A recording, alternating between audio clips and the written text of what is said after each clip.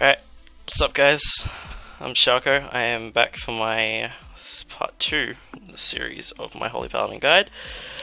Sorry this took so long. I had a bit of difficulty with my computer and my internet and a bunch of things, viruses and shit, so that was fun.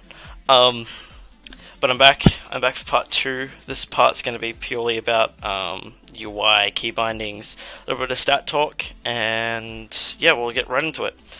Okay, so first I want to talk about a little bit about stats and things. A lot of Holy Paladins debating different stat priorities and just like, oh my god, this stat's better than this one. No, okay. I'm here to clarify a little bit of my theory crafting and yeah, hopefully this will clear up some controversy and maybe some Holy Paladins will actually pay attention to this. Okay, so Holy Paladin's last tier, which was Siege of Orgrimmar, decided that everyone was just going to stack the shit out of masteries. Like every socket, just put 320 mastery gems in there, you'll be fine. You're just top healing with absorbs. This tier, because it's a new tier, it's fresh in the expansion, everything's all new and dandy.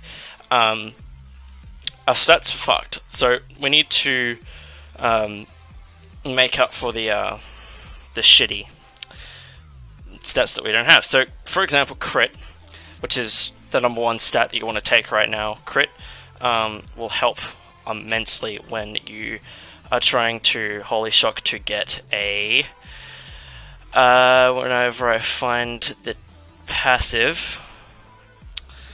Fusion of Light, there you go. Alright, so every time your Holy Shock crits, it procs your Holy Light or Holy Radiance. Grants that. Now that is a huge part of your heal. It'll increase your haste by 10%, obviously, with those two heals. So the thing is a lot of Paladins take this for granted. It's just like, oh no, we don't need that, we'll just spam Flash of Light to make up for it. But if you spam Flash of Light, you're obviously going to run out of mana. That's where that passive comes into play. So you come into the tier and you're just like, okay, what do I need? You need a bunch of crit. So you need a certain amount of crit. I think it's around 25% raid buffed crit that you want to be at before you start going into other stats, like as a main priority. So crit only becomes useful up to a certain point. If you're taking the talent Sanctified Wrath like me, you will find that your Holy Shock will pretty much be a guaranteed crit. So if I go like this and pop it, yep, awesome. Another one, yep. So my crit would be higher. It would be at like 39% crit raid buffed, but basically practically a guaranteed chance to proc it every single time, as you can see. So just bear in mind, crit is a very, very valuable stat at the moment, just because of the Fusion of Light procs. Fusion of Light makes your healing a whole lot smoother. You can pretty much save someone with, if you've got Avenging Wrath, you can save someone with just one heal. So as you can see, I've actually got crit and chance on everything that I can get, apart from my Mark of the Shadow Moon, which is actually a Spirit enchant, and I'll get into that in a little bit. So I would recommend just a crit chance to everything as much as you can, up until about 20% unbuffed, or maybe even to lower. You can go to 16, maybe 17%. Yeah, crit is definitely a very valuable this tier, well, just the start of this tier at least. And move on to haste. Haste is really good with Eternal Flame because it actually it gives you more ticks on your Eternal Flame, etc., etc. It can also be good with Sacred Shield. It doesn't make the shield proc more, but you know, just makes faster cast times. Who really cares? There's no debating that. It's just faster cast times, really. Yeah, so haste is second on the priority. Personally, I don't really go for a whole lot of haste because, I mean, that's just my preference. I don't really think that my my healing depends on it. So, but I would definitely recommend going just a little bit up until about where my haste is at now is a good place to be at. At the start of the expansion, it was crit for a Sacred Shield build because Sacred Shield benefits a lot more from crit than it does from haste. But now they've just changed it because of Infusion of Light. So going into Mastery now, Mastery isn't a lot. It doesn't do a whole lot of your healing at all. You shouldn't have that in your top 3, unless you're bad and sit there and spamming Holy Radiance, which you shouldn't be, because Holy Radiance just does fuck all. The only time you should really cast an AoE heal is when you've got Avenging Wrath up and your raid is fucked. So, and because of the smart heal changes, where it's not really a smart heal anymore, it'll just heal any random midget target, so it doesn't matter if your priest healer is on 1% health and you've got a tank that's on 98%, it can still pick the tank over the priest because the tanks are injured, so it'll just pick it. So Mastery is not a very important stat this tier, because the Absorb isn't really that strong. You can't get really enough Mastery to make it worthwhile, so yeah, Mastery definitely not the way to go for a Holy Pally build at the moment. Spirit is in debate at the moment, simply because Spirit's it's just so strong right now, depending on the class that you play. Obviously, Priests and Resto Shamans don't need it as much, because Priests have a mana CD that they can cast every 2-3 seconds or something like that, Powered Solace. You can go look at a Priest guide if you want to know about that. But for Holy Pally, Spirit really comes into play. I'm not actually running a whole lot of Spirit because of this trinket here, the Winged Hourglass.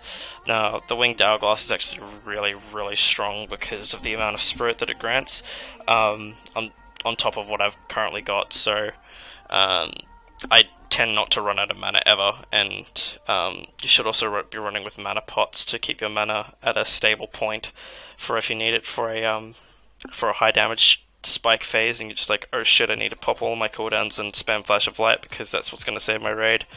So definitely run with a decent amount of mana pots. You'll only be able to get one of these off per fight, so I wouldn't bother running like too many. Obviously I'm running an excessive amount because I'm over prepared and whatever. But if you, like, I've only actually got 2 pieces that have Spirit on it, apart from my trinket, and I'm also running Mark of the Shadow Moon as well.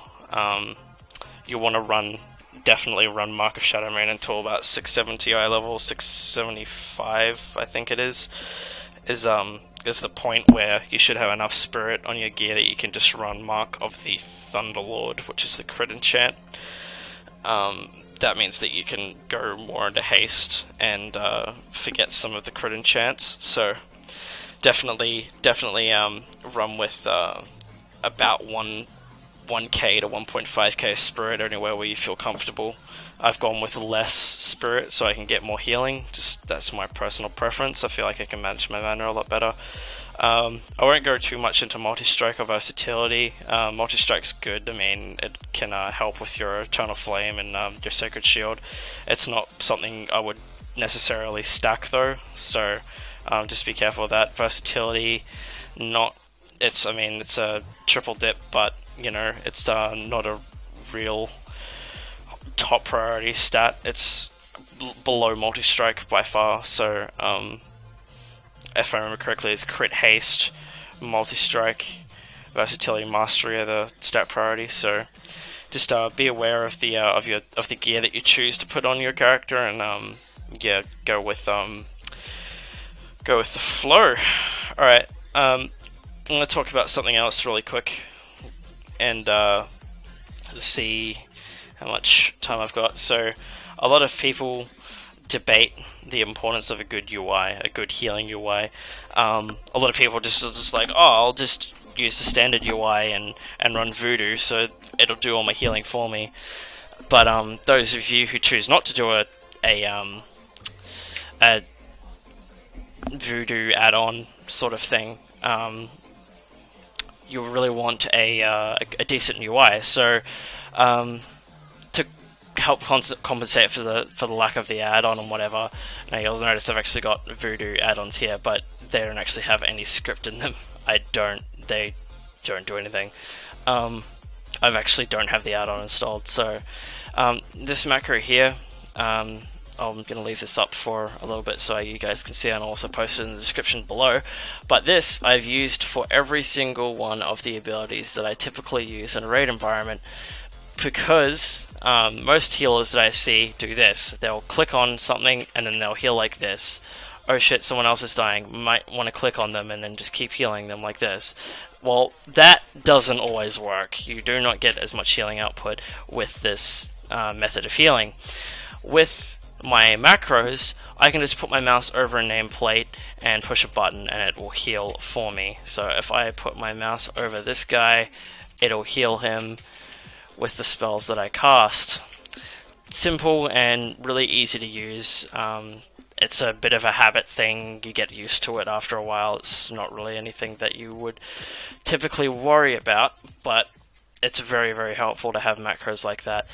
A good UI, I mean, a lot of people comment on my UI and just like, oh, your UI is so good, Sharko.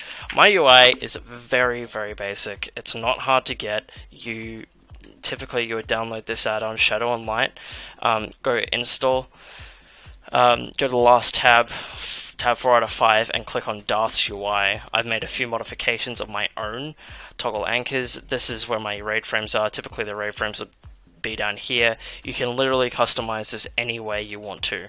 So it's literally the add-ons that I use are Skada, Elvui, Shadow and Light, and Bigwigs, and that's my entire raiding UI. And then I'll have extras that I want to throw in there for different things.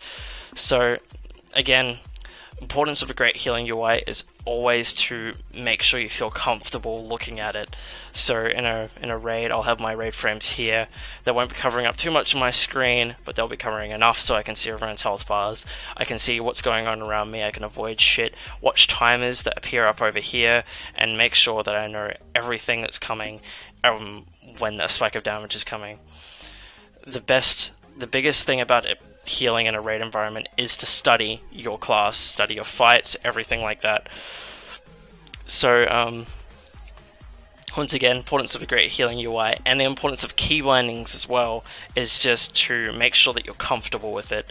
Again, stats, I'll link the stat priority down below. There's great articles on Icy Veins and different other websites that I can link also that I would typically use, but no, I'm so familiar with my class that I just do all my theory crafting myself. So once again, thanks for watching my my guide. If you've got any questions, don't be afraid to leave it in the comment box below. Sorry for the delay on the video upload. I won't be uploading another video until 16th of next month at least, because that's when my internet resets, because Australia GG. Yeah, I will leave this video here. Subscribe, like the video if you enjoyed it, comment down below if you've got questions, or if you just want to say, hey, you did a great job. I'll be uploading kill videos next month as well. Tempered is back in action on the 7th at some point. At some point they're back in action, so I will see you guys then. Have a great day. Peace out.